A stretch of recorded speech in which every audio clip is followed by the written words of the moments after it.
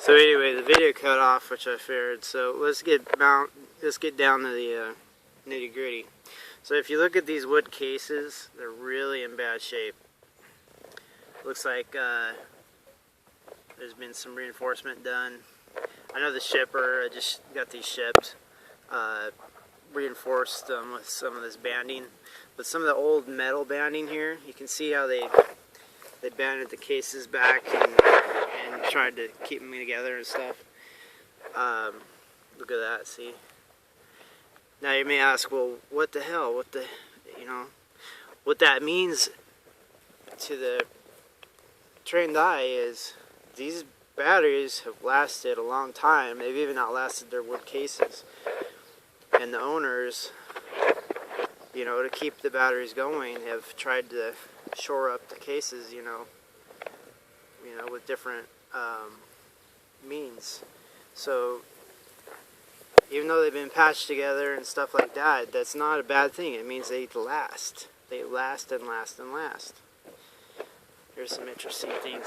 I have some Edisons. These things are called Boss. Well, basically they're nipples, metal nipples. On the Edisons, they have like a rubber cap. For these, looks to be a plastic cap. So that's a little detail to see. What else? Some of these have the positive terminal has a little positive symbol on it, but I don't see any negative ones on the same one, and not all of them have it. So it could have been built and things like that, and things got moved around or whatever.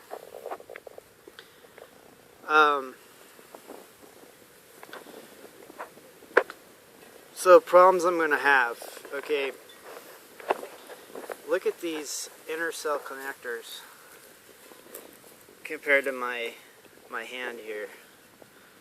Okay, these are significant.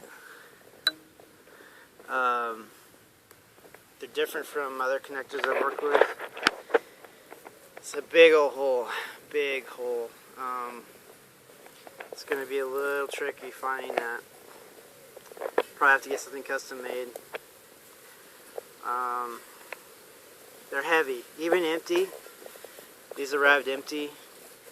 They're super heavy, and they're falling apart. Obviously, look, see how they're all tweaked and so they're fragile. What else? Oxidization on some of the terminals, not that great. You can see some of the rubber for I think they call those gland seals. It's falling apart.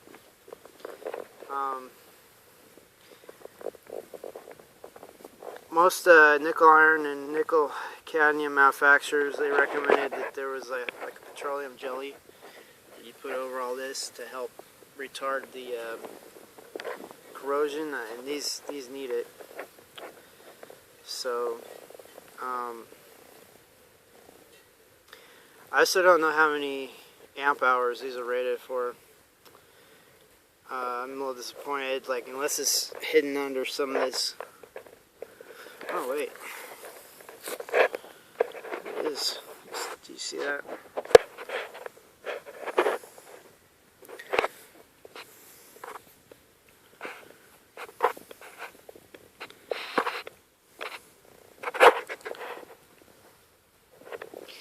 So, I don't know if the camera will catch that or not.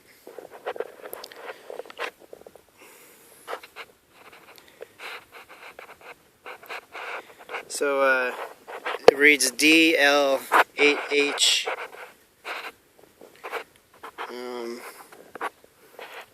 W6N. I guess I could find that somewhere. I don't think the camera's picking it up. But yeah, usually these batteries will have some kind of information stamped in them. I have a lot of Edison stuff, but I don't have a lot of I mean, I have a lot of the nickel iron codes and stuff, but I don't have a lot of the nickel cadmium codes. And there's a lot more manufacturers of the nickel cadmium batteries than there was of the nickel iron. So what am I going to do with these? Well, the seller said there was about 60 cells. I think she said, and she was going to sell them as antiques, and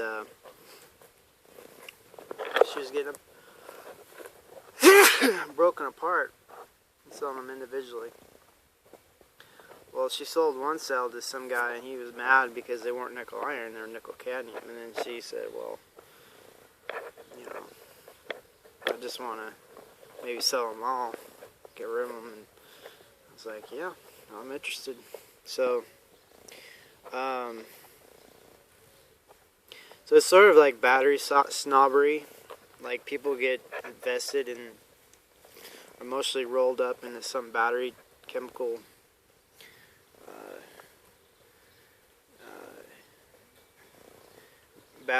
or what am I saying? Battery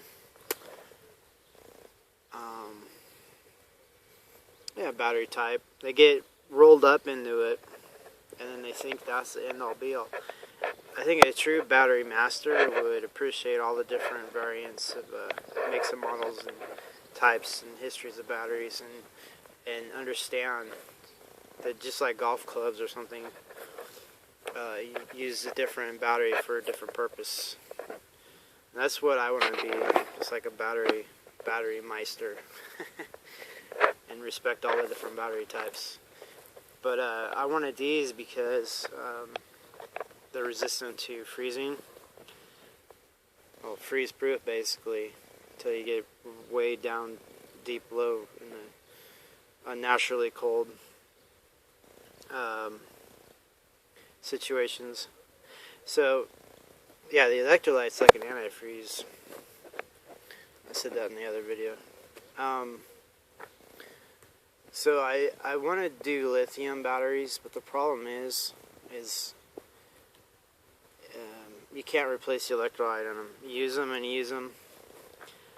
and eventually, you know, now they're junk. These, you replace the electrolyte, and it's like giving fresh blood to a vampire. That rejuvenates them. So solar panels and stuff are so inexpensive now. Don't worry about them not being as efficient as the modern batteries. But if you want something that's just gonna last and last, this is the way to go. The problem is, though, they're not set and forget. You got to keep up on the distilled water, and you have to use distilled water. The easiest source of distilled water I have is going to Walmart and buying their distilled water. It's like 94 cents a gallon. Here, I'll show you right quick what kind of situations you get into.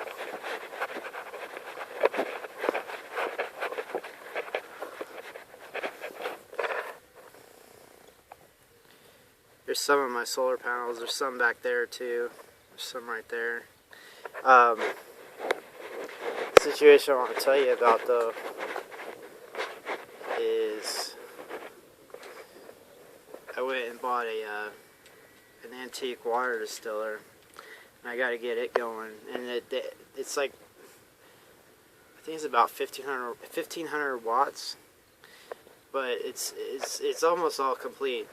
But I'm going to have to distill massive amounts of water to keep up with all these batteries. Oh, what was I going to tell you?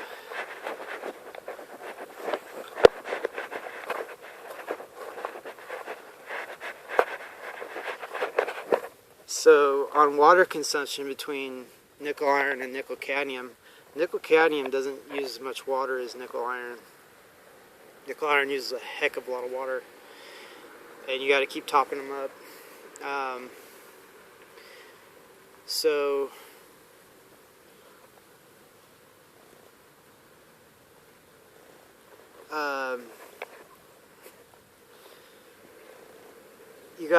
you gotta have distilled water in either case. So that then if you're trying to use these for long-term decades use, you've got to probably start distilling water. And there's a whole other field of stuff to learn about distilling your own water. It's a massive thing. I won't get into it here, but it's massive. I mean, there's TDS meters, total dissolved solids meters, and then there's supposedly like pesticides and stuff that'll follow into the steam distillation, and then the container you keep it in. Like you have to keep it in a non-reactive container like glass. If you keep it in like a metal container, you can't use it for these batteries. Some people use plastic containers, but still, I mean, you gotta worry about leaching and stuff. And it's just this whole mess. I mean, you become obsessed with all the different things.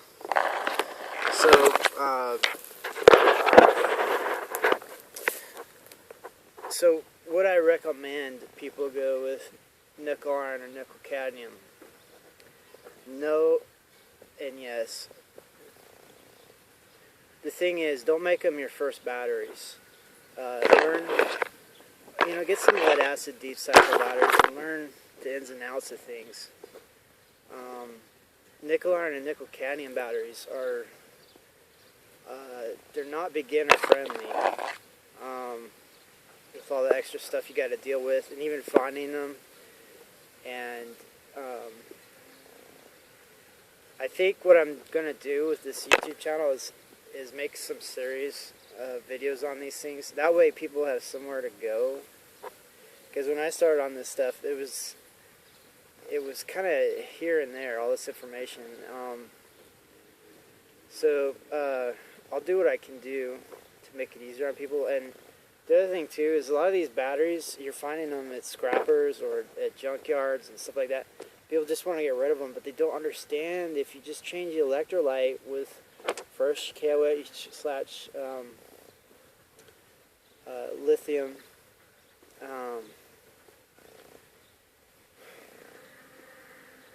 Sorry, I'm a little tired. Like I said, I don't got a lot of time. But basically, the special combination of distilled water, potassium hydroxide, and lithium monohydrate. I have another video that teaches you how to mix it. There was like a commission electrolyte which had a little bit more lithium, and then a maintenance electrolyte which had a little bit less. So there's different electrolytes. But what was I saying?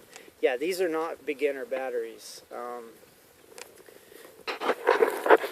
You're gonna have to learn a whole lot of things to keep up. They're pretty robust and stuff, but you have to keep up with the distilled water. And if you start adding water that's not distilled, like medical grade distilled, you'll jack these up to where you run them. So I was reading something or hearing something like when you open up one of these cells, it's literally like it needs to be like you're opening up a person for surgery. It's that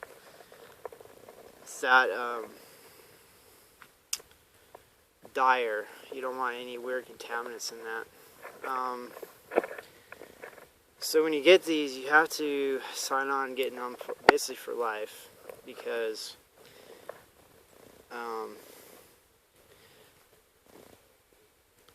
they're not easily disposed of. Nickel cadmium, especially. I haven't spoken about this before, but the video's almost out, so might as well say it. No one's talking about this, but the nickel iron batteries, Edison used nickel metal and iron metal instead of what Junger used in Sweden, which was nickel metal and cadmium metal. Well, the iron metal has a deficit. It needs to have an exciter to it to work properly, and that exciter, should I say it? I don't know. The exciter was mercury. So everybody says that the nickel iron batteries are non-toxic and this and that. Well, they used a lot of mercury to make it work. So just be aware. Now the cadmium doesn't need mercury.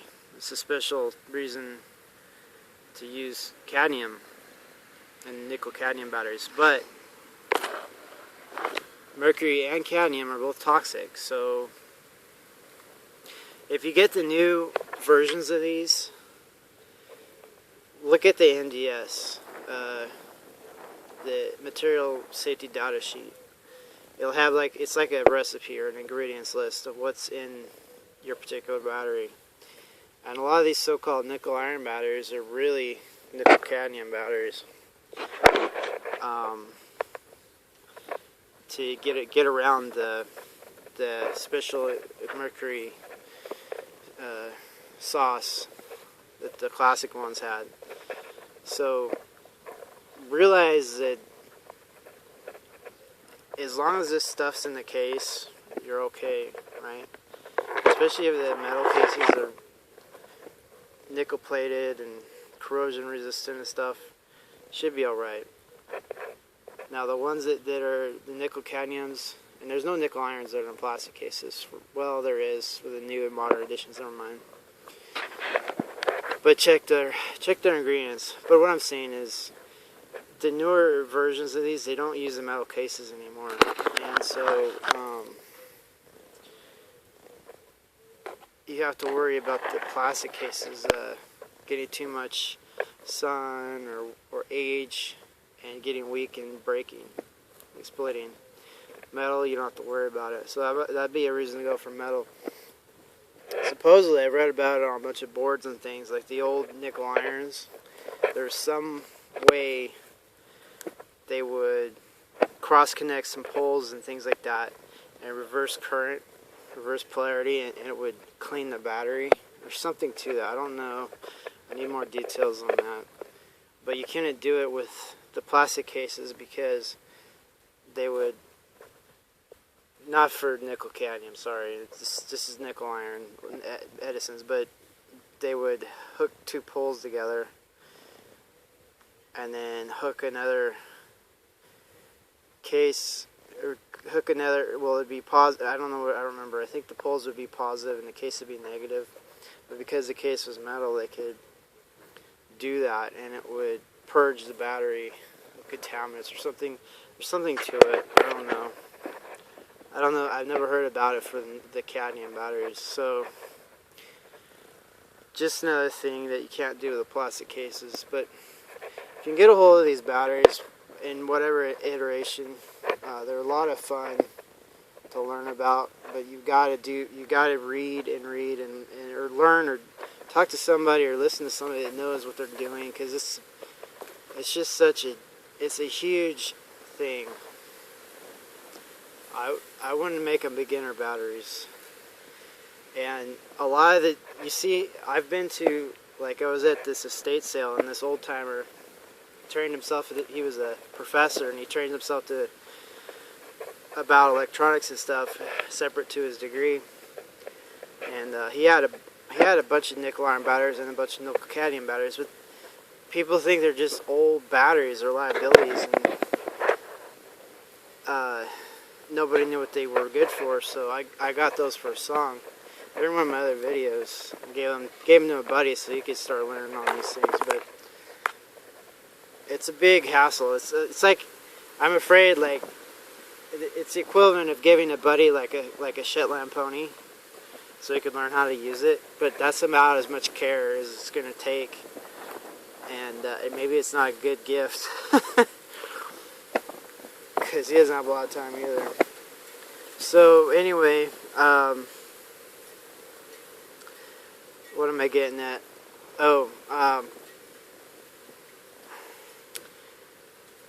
just be aware.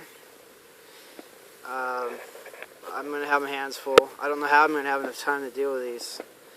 You know, we get, it's like that old saying when you're a kid, like your eyes are too big for your stomach. Sometimes you get these hobbies that you don't have a way to do them because you're so busy. I was hoping to make this YouTube channel big, and it's just not happening. Like I'm not that entertaining or something. That's all right. You know, I don't. What can I say? And then the whole thing with the YouTube getting unstable with its future and stuff. So I might be expanding other. They say don't put all your eggs in one basket. Well, I shouldn't put all my videos in one platform. I don't think so. Anyway, yeah. So. Alright, let me just end this video. I'll try to make some more videos, but no guarantees. Like I said, my time is not my own, basically. It's like I gotta wait a whole week to have a few hours in a weekend. So, I want to show off something pretty cool, though.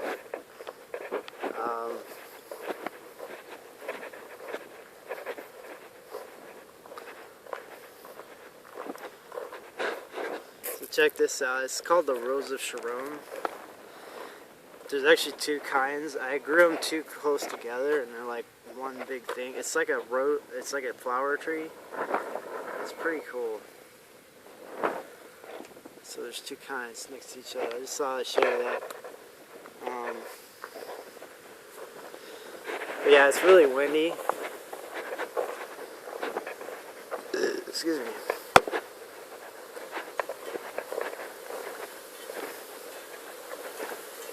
You may have noticed in the background, got one of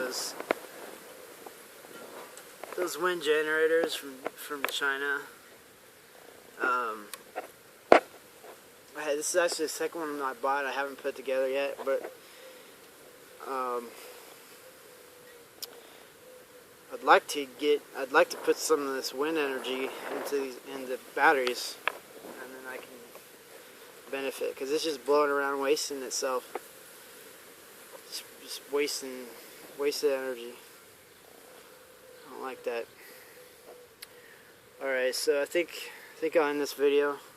I don't know why the other one cut off, but let's go ahead and end this. So I have a Patreon now, Patreon account under Military Industrial Museum. I got a couple different tiers. Something to think about. I mean, not everybody has a lot of money to spend, but I've noticed when you start helping other people come and help you. It's like some kind of equilibrium in the universe. So, might want to take a look at that. Alright, so let me cut off here, and I'll make some more videos, I think, but I have a lot of work to do. It's gonna probably rain, and I need to get these indoors, or at least under some cover. Alright, thank you very much, and these are Alcad.